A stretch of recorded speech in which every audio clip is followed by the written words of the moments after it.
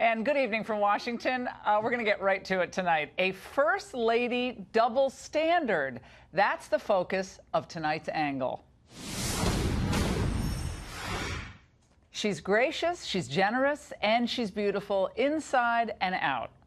So if Melania Trump were a liberal, it would be a nonstop love fest from the media. But since she's married to President Trump, it's a very different story. The First Lady's shoes, remember they were wrong during hurricane relief? Remember they mocked her accent in her recitation of the Lord's Prayer before a rally? And now, get this, according to some in the media, she can't even decorate the White House for Christmas properly. Let's recall, by the way, how Michelle Obama was treated when she rolled out her White House decorations. Next stop, the Red Room, festooned with cranberries and fruit trees. For Christmas alone, we're going to have more than 90,000 people come through these doors. How many hands do you shake at Christmas time? Oh, thousands. Show me how you do it without getting a... You know me. This is usually... But I know, I love that, but you can't do that with everyone. Hugs. I almost do. There's so many firsts in the White House. I remember the Chicago Sun-Times, the first time you all came to the White House, there's this big front page story with you in the red dress. The first time you spend the night at the White House, the first cabinet meeting at the White House. What's your favorite first? Gosh, that's a good question. Christmas, this Your is first Christmas? beautiful. And I've never visited the White House during Christmas. And it is just absolutely magical. They are managing a star. She can sell magazines simply by being on the cover. She can sell sweaters simply by putting them on. She's a striking Harvard-educated lawyer who can hold her own next to anyone. Okay, that is great. It's great to go back and remember, right? It was her arms, the way she carried, everything was great about Michelle Obama, cover of Vogue, how many times? 20 times?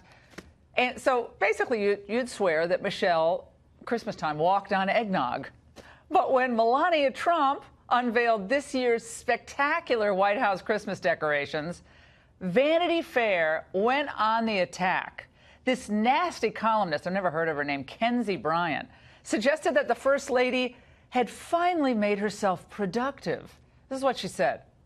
Is it safe to assume that we have some clarity as to what she's been up to when she's not traversing the Great Wall of China or making an appearance at turkey parting ceremony? Maybe.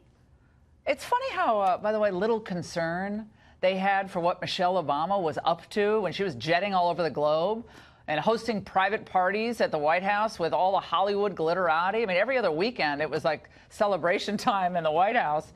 Remember she was carting her children all over the place at the Harry Potter movie sets, locking down Broadway every time she and Barack had date night. It was all great, all at the taxpayer expense. I can go on and on and on, but it's nearly Christmas. So back to Melania.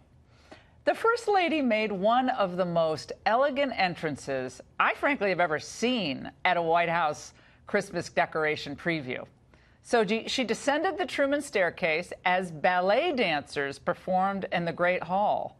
Looked like it was the Nutcracker performance itself. And even that was ridiculed. Vanity Fair this time actually put words in the First Lady's mouth, writing, quote, "Adequately done," she probably whispered to the principal dancer. "I only counted 4 mistakes." Isn't that fun? Online, some are comparing nighttime images of the Christmas decorations to a total nightmare. Well, all the memes, you know, the White Witch of Narnia, it's all up there. But you know what a real nightmare is? It's the double standard that has become so obvious, so routine, and apparently so acceptable where conservative women are concerned. The only acceptable, real, authentic woman in the media landscape today is a liberal woman, a progressive one. And if you're not, you're just too dumb, you're too stupid to know the difference. And remember what these two First Ladies said.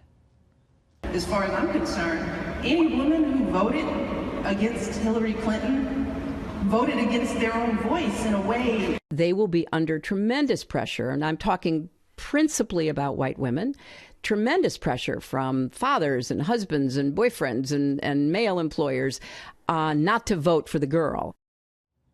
Oh, right, Hillary, we're all damsels in distress, and you're just, you know, Joan of Arc. Well, long ago, these icons of the left and others sounded the dog whistle that it was okay to trash conservative women, and their media lackeys followed orders.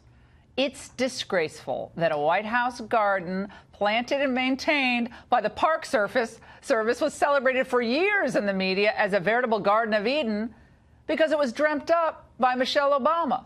But when a conservative first lady decorates the White House, spends time with D.C. school children, she is accused of exploiting them and was savaged for her wardrobe. What happened to women being able to choose whatever they want to wear whenever they want to wear it? They're always pro-choice when it comes to aborting babies, but you now can't choose what you want to wear? It's a glaring double standard. It has to end. It's so obvious.